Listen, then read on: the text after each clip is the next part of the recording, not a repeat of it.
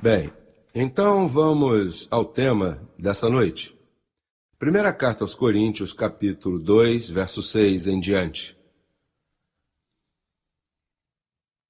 Primeira carta aos Coríntios, capítulo 2, verso 6 diz: sem dúvida, falamos sabedoria entre os que alcançaram maturidade. Diga, entre os que alcançaram maturidade. E quem alcançou maturidade naquele tempo? Então, de que tempo ele está falando aí? De agora. E por que você sabe? Mas o que te faz pensar que estava falando de nós? Porque a eles todos o abandonaram. Olha, vocês estão passando bem no exame, porque Paulo foi abandonado por todos, porque naquele tempo a lei permeava tanto no ambiente. Hoje ainda é assim, mas naquele tempo era pior porque o Deus desse século, Moisés, cegou o entendimento deles. E então, o pensamento de Moisés e da lei todavia, esses filmes, os 10 Mandamentos, como as pessoas se impactam. E há igrejas que põem essas tábuas na frente, veja só se estão bem cravados aí nessa tábua, e se regem pelas leis. E então quer dizer que Paulo não pôde encontrar ninguém que alcançou maturidade. Ele disse, sem dúvida, falamos sabedoria entre os que alcançaram maturidade. Entre os que alcançaram maturidade se fala sabedoria, mas se meta a falar sabedoria com a imprensa. Não pode. Vai falar sabedoria com os pastores de Miami, com os que se chamam cristãos. Vai falar sabedoria com eles. E por que não nos entendem? Porque não estão maduros. São o quê? Meninos em quem? Sim, meninos em Cristo. E ao ser menino, não se pode falar sabedoria entre eles. E sabedoria, o que diz aí? Nem dos príncipes deste século. Sabedoria o quê? Não de quê? E de que sabedoria estava falando aqui? Da de Platão? Não, se você ver o capítulo 1, verso 19, vai ver de que sabedoria ele falava. Veja o capítulo 1, verso 21, para que você veja de que sabedoria estava falando. Pois, já que na sabedoria de Deus o mundo não conheceu a Deus mediante a sabedoria, agradou a Deus salvar os crentes pela loucura da pregação. Mas qual é essa loucura? A loucura da sabedoria predestinada. Não é qualquer loucura, as pessoas pensam que nós falamos loucura aqui. Sim, é loucura, mas é loucura para eles. Para Deus é a sabedoria oculta, predestinada. Agora, o mundo não conheceu a Deus com a sabedoria de Moisés, não puderam conhecê-lo. De fato, a Deus ninguém conheceu, o único que o conheceu foi Paulo. E então, Paulo tentou dar ele a conhecer alguém, por favor, quem quer conhecer a Deus? E foi até Pedro, Pedro, que tremendo, é? E ele disse, tá falando de quê, Paulo? E Pedro imediatamente, João, cuidado, que esse homem está contra Jesus de Nazaré, falando sabedoria para ele e o viu como anticristo. Por isso é que João disse, neste número há sabedoria. Por isso é que diz, o número é de homem, e nesse número há sabedoria. Qual sabedoria? A de Moisés? Não, a única que pode converter esses 3 números em prosperidade. A sabedoria de Deus.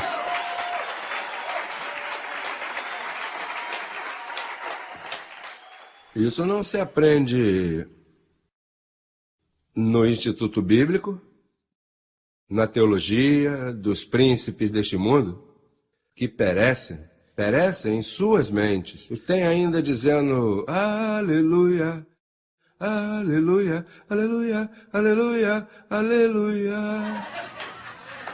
Não, agora é, Abba Pai, Abba Pai, Abba Pai, Abba Pai, Abba Pai.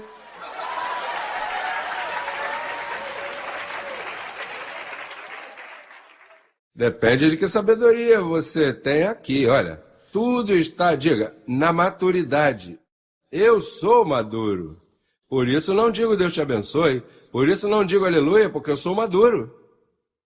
Agora, se fores imaturo, aleluia, porque és imaturo. Quando você vê alguém dizer assim, que pobrezinho, tão menino, mas ele é o pastor da igreja. Aqui tem meninos adultos. Nesse sistema, os adultos são meninos. Veja o que diz o apóstolo. Diz, acerca disso, temos muito que dizer e difícil de quê? Olha, que difícil explicar isso. Se torna difícil, é? Por quê? E difícil de quê? Olha que nós, quantas vezes tu dizes, não, olha que isso, que aquilo, que antes da cruz, que Jesus de Nazaré não era cristão, então se o olha e o obedece, termina em judaísmo e como? Não, Jesus de Nazaré é o Salvador. Presta atenção, Senhor. E difícil de explicar. O que eu estou tentando dizer, eu não estou contra Jesus de Nazaré, o que eu estou dizendo é que não olhe para ele, porque se o imita, número 1, não foi cristão. Ele viveu conforme a sabedoria que perece, a lei. Ele não pôde falar a sabedoria predestinada, ele só falava em parábola. A predestinada estava oculta e eu vou te dizer para quem, eu vou te ler logo para você. Por isso é que ele disse aos apóstolos, não levem isso no caminho de gentios, essa coisa. Pelo caminho dos gentios, não falem disso, porque eu tenho algo melhor. Veja, difícil de explicar por quanto vos tornastes tardios para quê? Sabe como se chama isso? Entendimento embotado. Diz que até o dia de hoje, quando leem, permanecem com o mesmo véu, porque têm seu entendimento o quê? Pois o entendimento embotado são esses reverendos, todos esses bandidos que estão falando mal de nós. Veja só o que diz. Diz, tardios para ouvir, aí que está o problema. Se você está pronto para ouvir, porque a você, teu véu foi tirado. Então diz, porque devendo ser já mestres, depois de tanto tempo, tendes necessidade de que se vos ensine quais são os primeiros rudimentos das palavras de Deus, a lei. Tem necessidade de que se diga, não mate, não roube. Ei, mas isso já está bem, já se sabe. Oi, matar, isso está mal. Roubar, está mal. Já tem que estar, diz. E a vez chegada a ser tal, de tal maneira que tem de necessidade de leite, velho pacto, né? Lei. E não de alimento, graça. Essa é a graça. E todo aquele que participa da lei, do velho pacto, da doutrina de Jesus de Nazaré, é o quê? Inexperiente na palavra de justiça, porque o quê? Eu levo 30 anos no Evangelho, irmão. 30 anos aonde? Assim, alguns de vocês me disseram, olha, eu estou há 30 anos no Evangelho e agora eu vim entender isso. Você não estava no Evangelho, você estava na lei, mas no Evangelho não.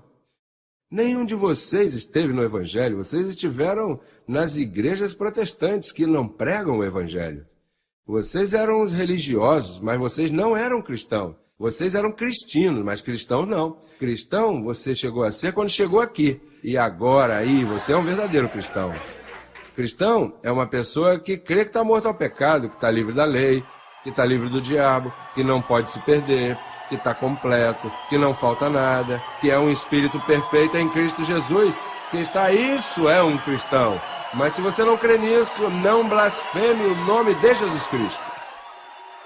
Esses mentirosos que já, somos cristãos da última igreja.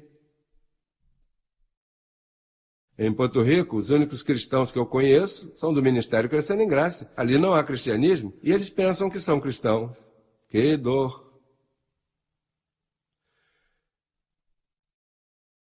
Mas o alimento, olha aí, hello, mas o alimento sólido é para somente os que alcançaram maturidade, para os que, pelo uso, têm veja só, vão a uma academia que se chama Crescendo em Graça, O que acontece com uma pessoa que faz exercício enquanto ao físico? Começa a se colocar em forma. Então, essa academia é para os que têm os sentidos exercitados no conhecimento do bem e do mal. Qual é o bem? A graça. E qual é o mal? A lei. Você tem discernimento entre esses dois. Você vê alguém pregando e diz, isso aí não serve. E a outra dizendo lá, que tremendo. E você aqui, está fora, isso não está em linha. Não está em linha com o pacto. Olha, que bonito que prega. Não, que bonito grita, que ele não prega bonito. Os sentidos exercitados. Sabe o tempo que leva para exercitar os sentidos? Às vezes você está aí há 8 meses e ainda está, porque não está exercitado. Há alguns que naufragam, sobem nesse barco e de repente a maré sobe, aperta e diz, eu não venho mais aqui. Mas há outro rapaz que o barco pode dar a volta e você diz, tranquilo, eu sei onde estou parado. Esse é um maduro. Papai. Olha, que rica esta palavra, verdade? Como identifica e como a pessoa pode discernir. Colossenses capítulo 1, verso 9 ao 13. Colossenses.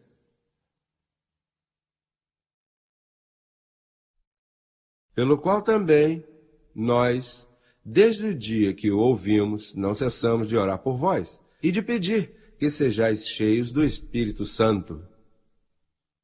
Pois o conhecimento é o Espírito Santo. O que é o Espírito Santo? O Evangelho. Senhor, enche-me. Aleluia, aleluia.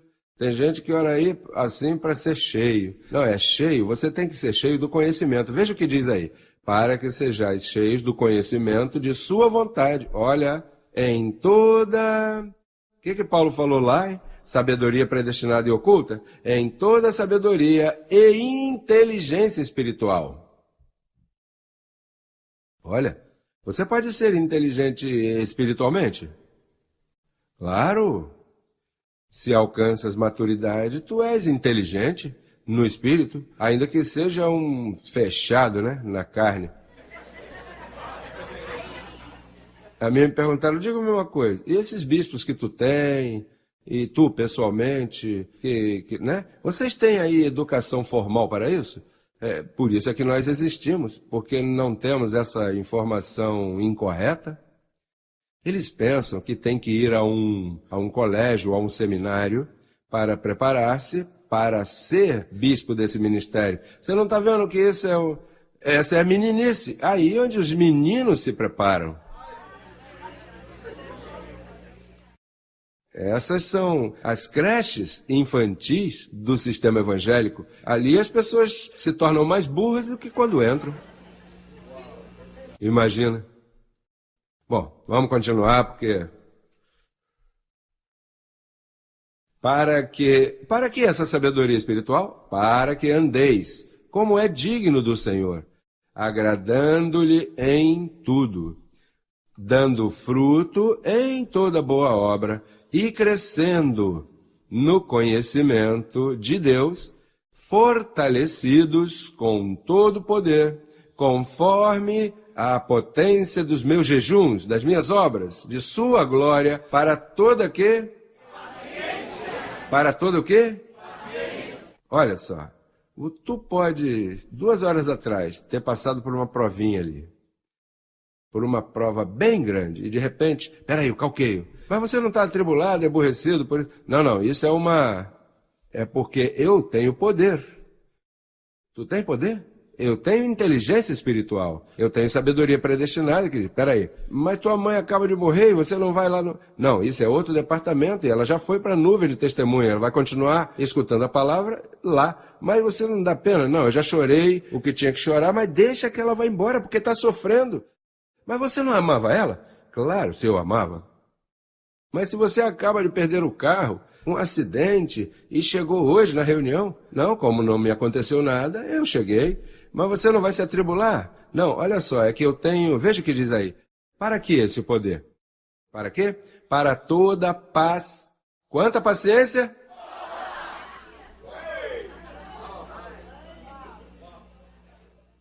Você sabe o que é essa paciência?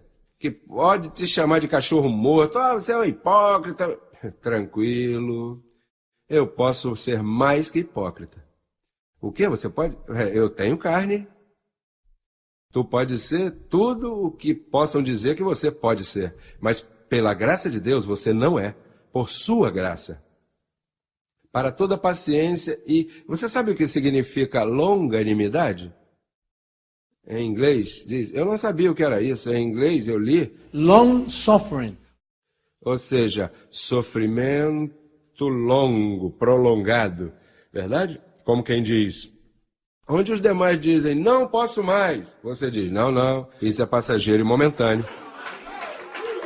Aba! Olha isso. Com gozo, olha, isso não é alegria. Alegria se vai, isso aqui fica. Com gozo, dando graças ao Pai, que nos fez o quê? Você sabe que você está apto? Ah, apóstolo, é que eu não mereço. Tu o quê? Não, é que eu fui muito mal. O quê? Mas não, aqui não é que se fosse bom ou mal. Ele te fez apto. Que ele me fez apto? Pois se eu era um ladrão, um mentiroso, eu fui isso, eu fui aquilo. Tive 6 maridos e o que eu tenho agora não é meu marido? Sim, mas... te fizeram apto. Como que eu fui feito apto? Apto significa que estás qualificado. Para quê? Para que estás qualificado? Para participar da herança dos santos em luz. Abba, Pai!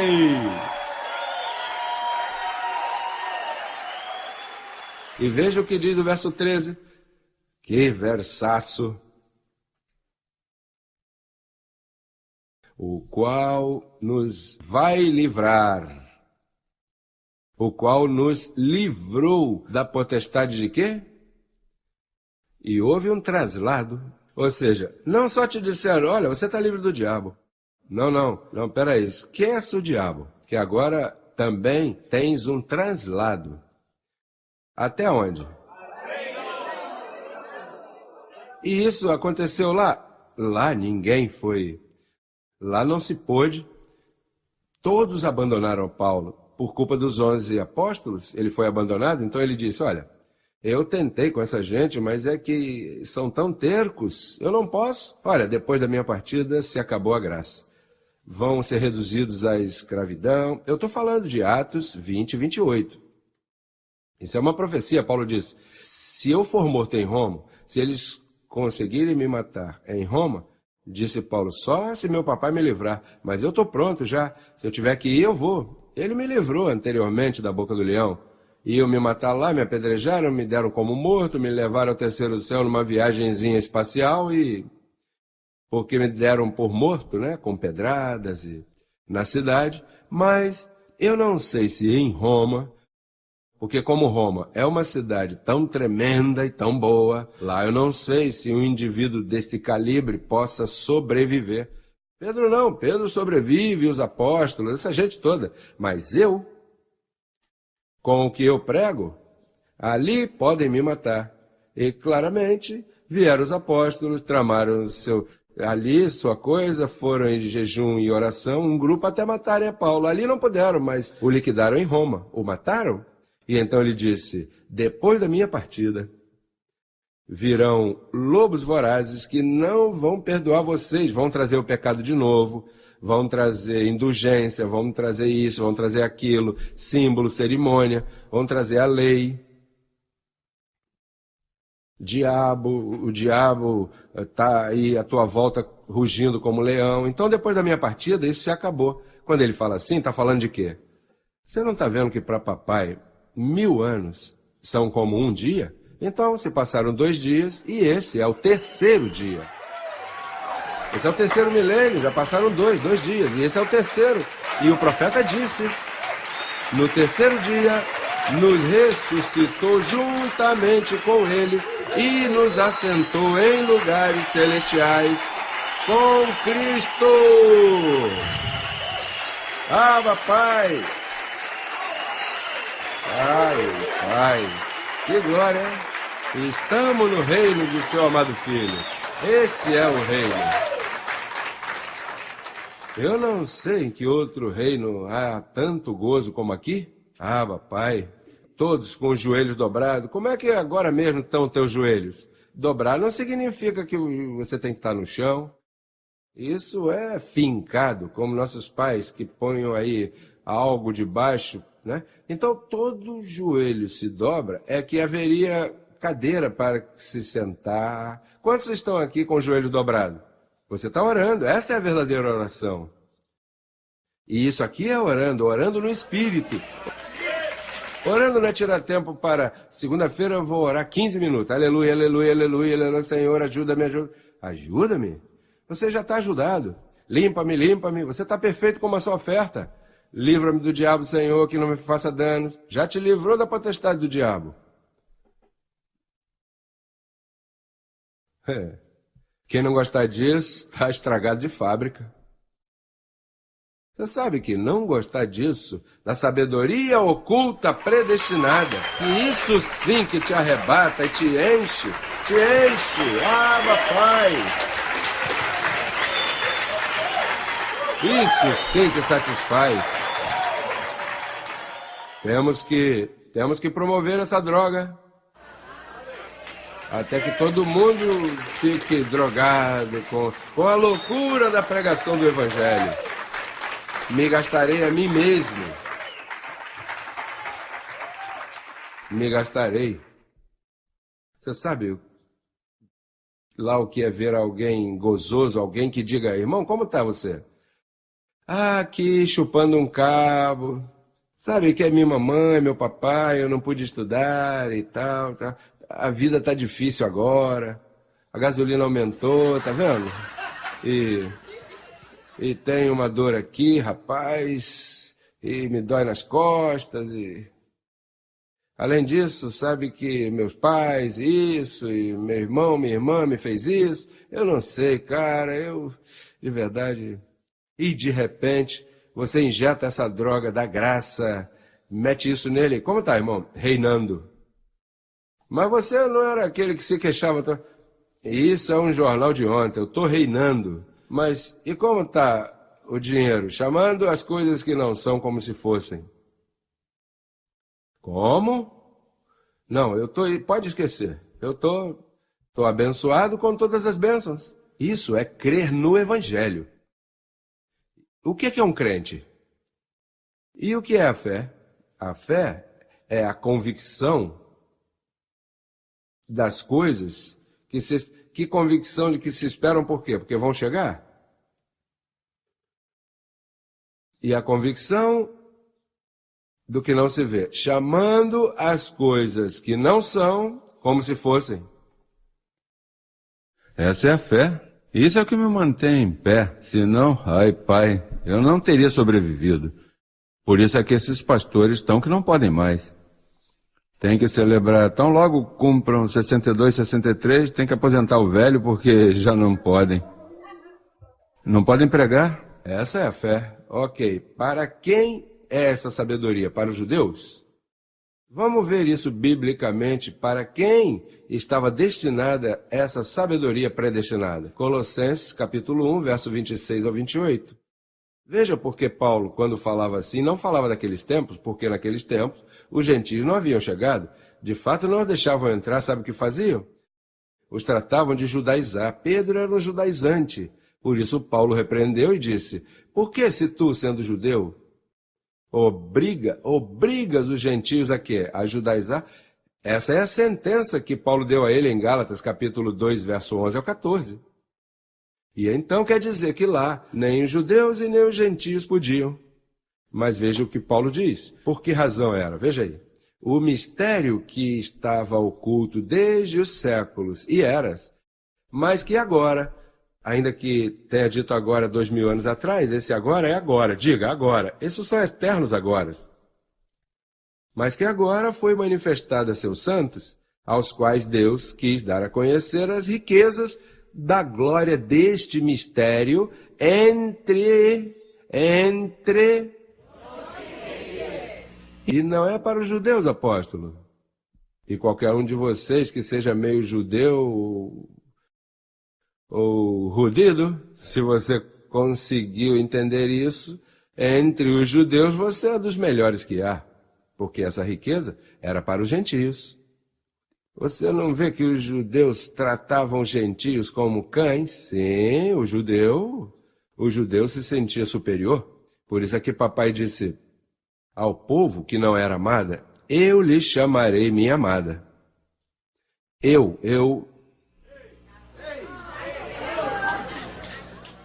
Ou seja, eu não escreverei para que lhe digam, não, eu mesmo lhe chamarei amada. Você entende isso? Que tu entende isso que eu disse aí? Isso está codificado, mas se tu és maduro, dizes, apóstolo, já levei essa, já levei. Ai, pai. Que é Cristo em vós, a esperança de quê? A quem anunciamos, admoestando alguns homens e ensinando a todo homem em toda sabedoria, a fim de apresentar perfeito. Qual é o propósito de uma igreja? Qual é a missão?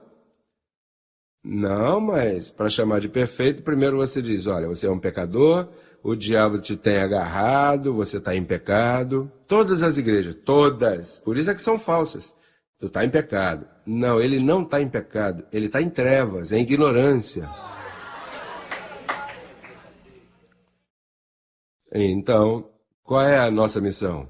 Pegar a quem seja, não importa como seja, nem como esteja, e dizer-lhe, abençoado, tu estás perfeito em Cristo Jesus. Não, é tu mesmo. Eu? Você não me conhece, você não sabe o que eu não te conheço. Teu espírito foi aperfeiçoado. Tu és um espírito justo, feito perfeito. O que acontece é que tu te vês em carne, te vês imperfeito. Mas essa sabedoria faz com que você não olhe o que se vê, senão o que não se vê. E quando te olhas, você te faz a ti mesmo. Eu te amo, José Luiz, que lindo estás perfeito. Então tu te chama, como tu te chama? Diga teu nome. Eu amo a mim, porque estou perfeito. Cristo me fez perfeito, Cristo é em mim, a esperança, eu sou um Cristo, sou igualzinho a Cristo. Digo, se você crê na palavra. Aqui eu não invento, porque tudo que se ensina aqui tem que estar apoiado pelo pacto da incircuncisão. Aqui ninguém pode dizer uma coisa que não esteja escrito. Essa é a tua segurança. Se isso é falso, isso também é falso. Se isto para ti é verdade, então tu estás na verdade. Isso é o que te interessa, saber que está na verdade. Por isso você vê toda essa perseguição que temos, não nos preocupa, porque sabemos em quem temos crido. Você não está aqui assim, como um qualquer. Não, eu gosto, isso pega bem para mim, eu vou por isso, por aquilo, e depois está perto da minha casa. Não, aqui você vem desde Broward. Quantos chegaram aqui desde Broward? Olha só aí, desde Broward. Mas tem igrejas ali em Pemble Pike. Por que não ficaram lá, economizando gasolina que está tão cara? Não, por isso aqui tu viaja. Olha, rapaz. Por isso tu viaja longe. Eu faria, por essa palavra, eu faria. Ah, papai.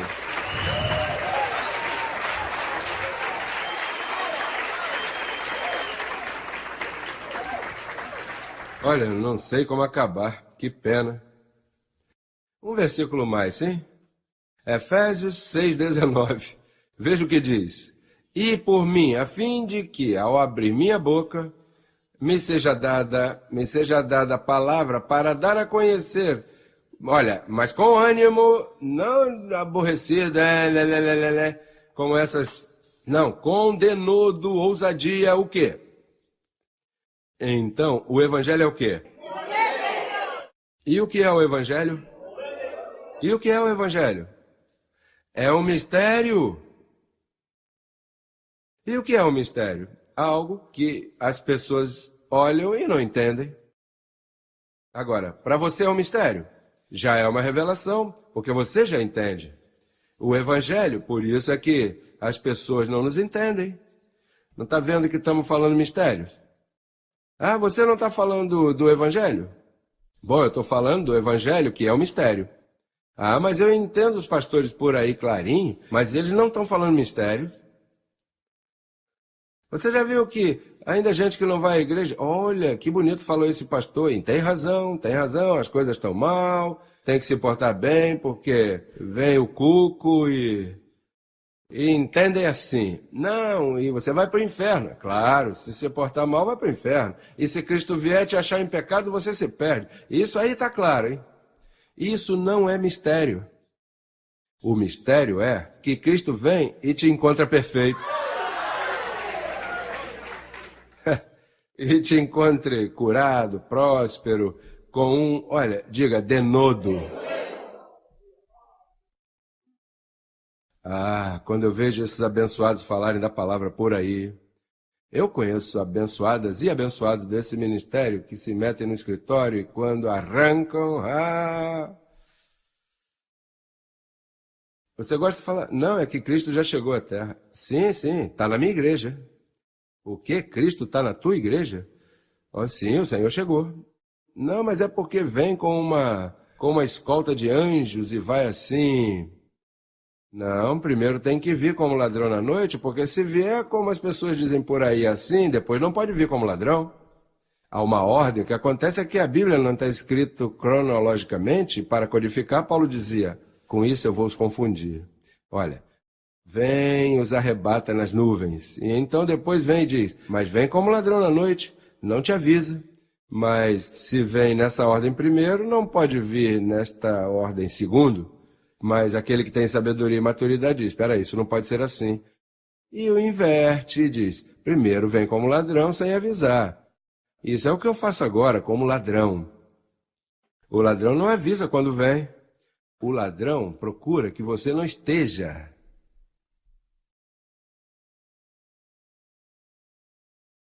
E então, todos esses pastores por aí, eu estou como ladrão. E eles dizendo, Cristo, vem, vem. Ele veio como ladrão. Sabe para quê?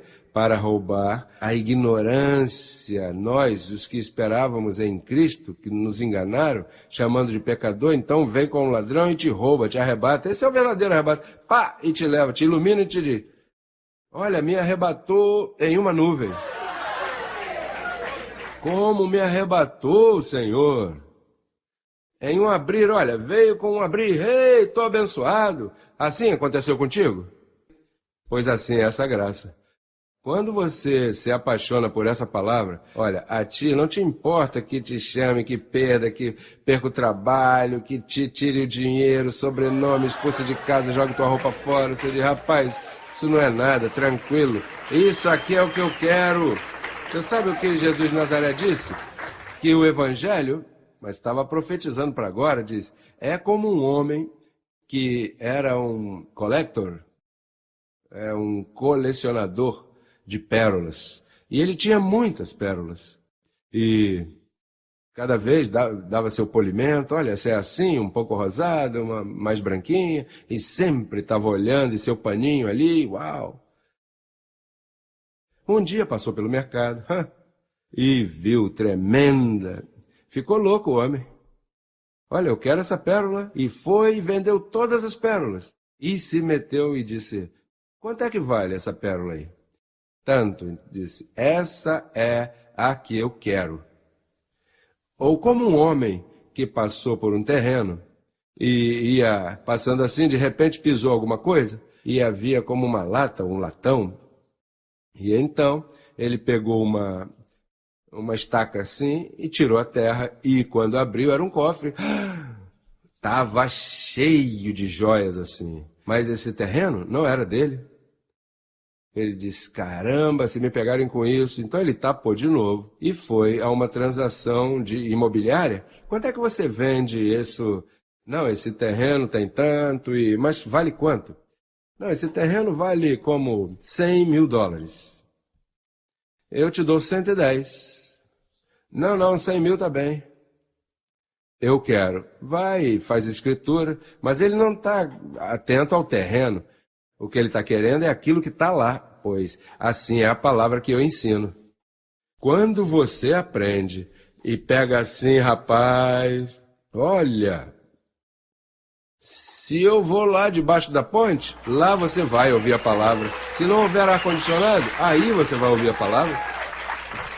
Se eu não me deixam aqui, você me vê por televisão ou por vídeo, eu me escuto em CD, mas você não quer perder essa palavra. Vamos estar em pé, glória! Vamos cantar, hello, a orquestra seja.